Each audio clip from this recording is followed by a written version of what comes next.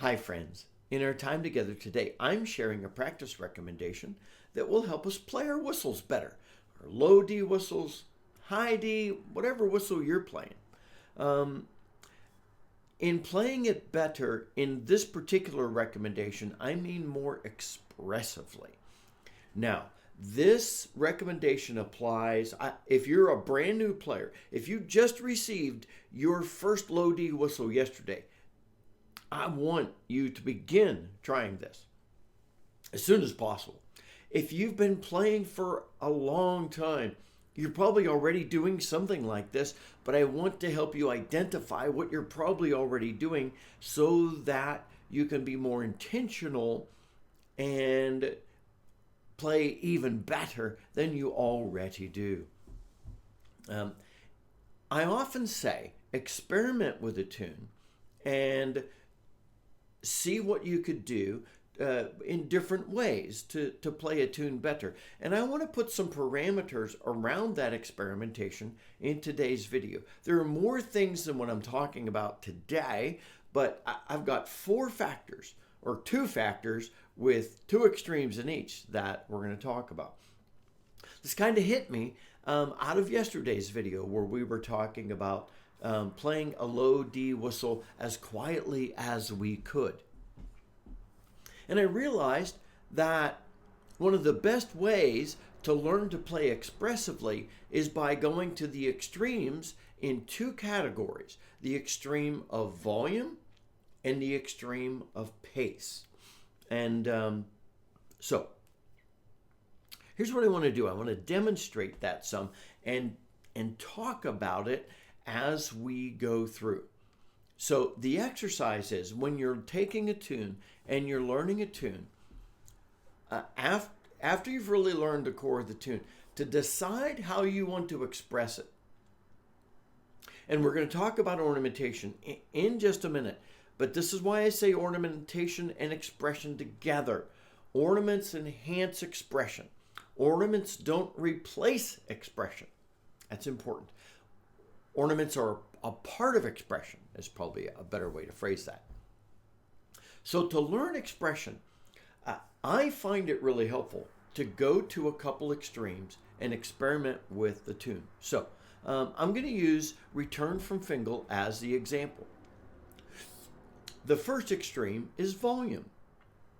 What volume fits the tune? Not just the whole tune, but the specific phrases of the tune. So as you play a tune, experimenting with volume, listen closely to how it sounds dynamically as you play. So Return from Fingal played pretty quietly at a steady pace.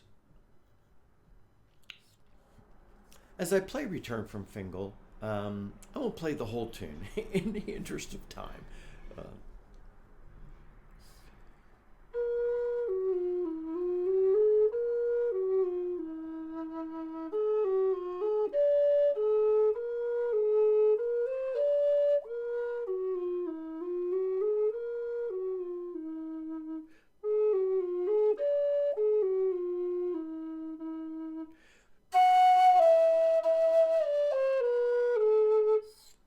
Okay, so pretty quietly.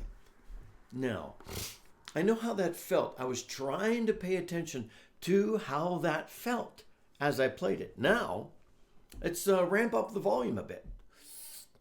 Not tons, but enough to be a big difference, I think.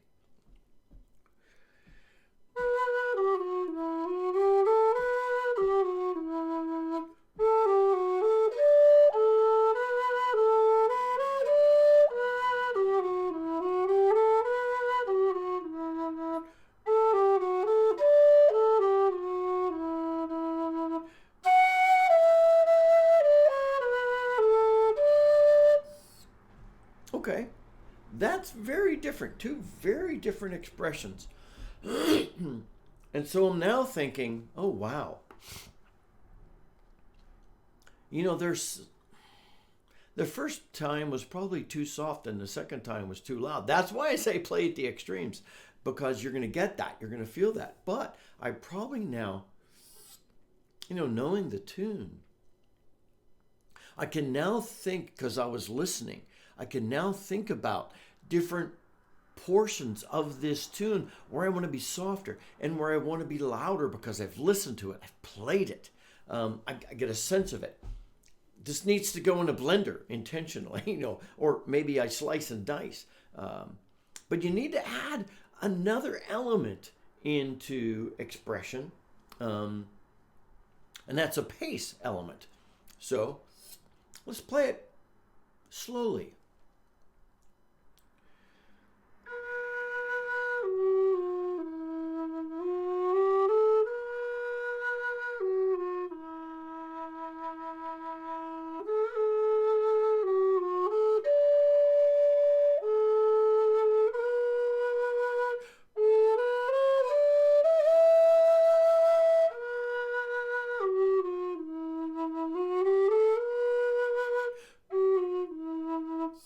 Okay, playing it slowly, I feel it more.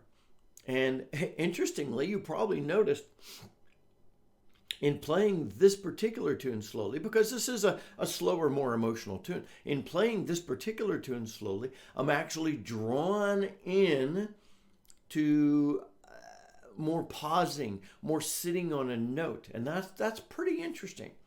But that's not the only way I might express this, because you've got to blend together some different elements of expression. So how's it feel playing it quickly?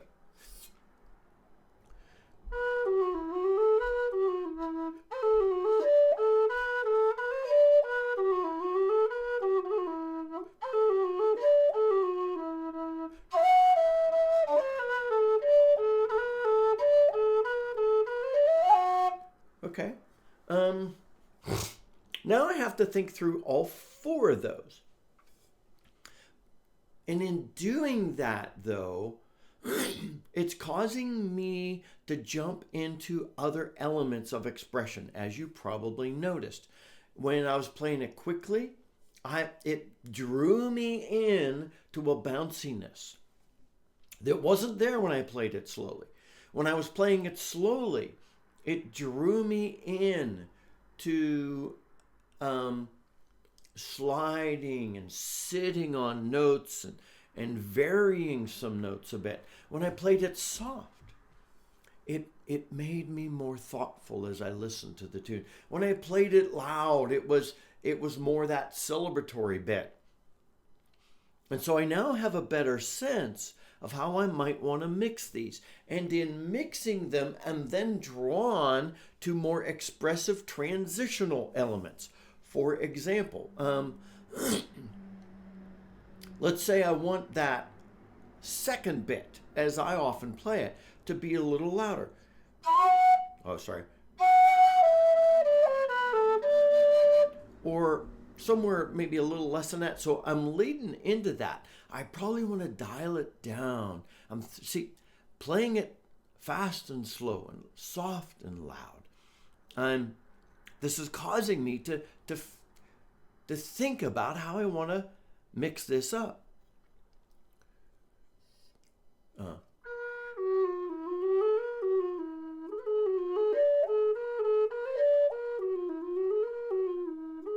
Okay, that's where I want to be.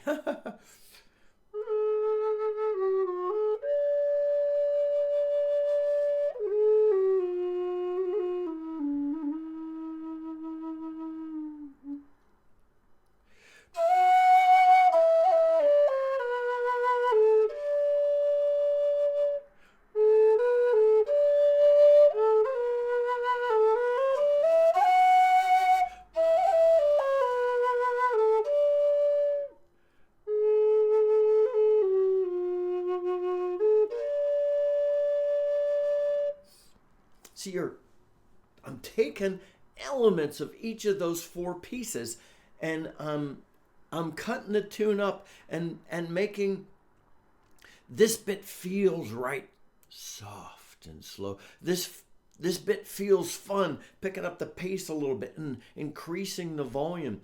But then you've got to think about how you're going to transition from one portion to the other, and that adds other elements of expression.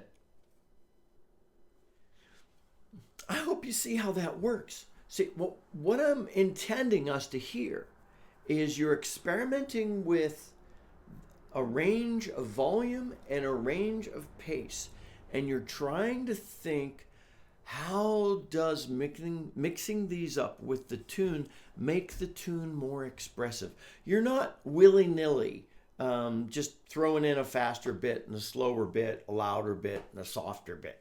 You're thinking. This practice recommendation helps you think, how does Return from Fingal feel? How does it feel to me?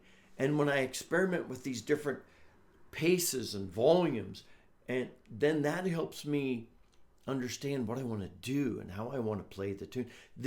Doing this will make you a better musician when you play this tune or any tune, because you're gonna hear and feel it differently. But you've got to realize that you're blending pace, you're blending volume, you're thinking transition between the elements. And then on top of all of that, you've done all that hard work. Then you say, what ornaments are going to accentuate this? I come to that note.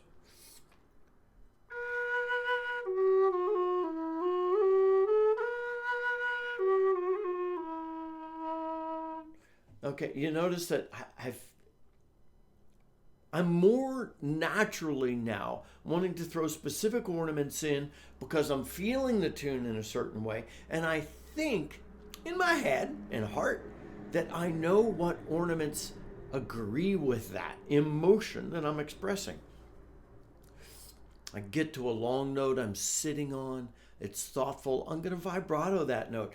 I'm doing a little run up. I'm gonna want to cut or tap, or maybe add in another little note. The ornaments are made to enhance the expression, to agree with what we're doing with the tune.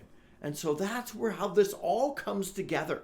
And so when we practice a tune, we're thinking pace, volume, ornaments that agree with this, transitions, and ornaments are just beautiful for transitions. You'll notice when I went from that quiet bit to the loud, I just felt like the best way to do that was to slide there. And don't slide too long. You take too long to slide, it's going to sound a little odd. Even the length and the pace of an ornament is important in expression. Anyway, I know this is a big data dump. Sorry for all that. But I want us to be thinking about this stuff as we're learning tunes. Now, you might think, Scott, this is great for a slow tune. Does that apply to a fast tune as well? Oh, yes. So, you're playing a reel? Play a reel real slowly. Play it really quickly. Play it loud, play it soft. And you'll get a sense for where you want to be with it. Now, again, like I say often, if you're playing with other people, many personalization bits are off because you're going at their pace and their volume, and that's fine. But when you're playing by yourself, which I guarantee is most of the time, for most of us, then get that tune in your heart and head and play it as you want. And so even playing a reel quickly and slowly and loud and soft will help you get into that better. And maybe you spend more time, playing it quickly, but how does it want to be expressed? How do you want to express it? Well, how does it best sound to you? Anyway, take these items of volume and of pace, transitions between sections, and ornamentation. That all goes together. You're layering them. I love to talk about layering. You're layering them together to create your expression of this tune, whatever tune you're playing today. And doing this practice will help make me and you a better musician playing the low D whistle, the high D, whatever whistle you're playing today. Until next time, my friends, this is Scott Shade. happy whistling.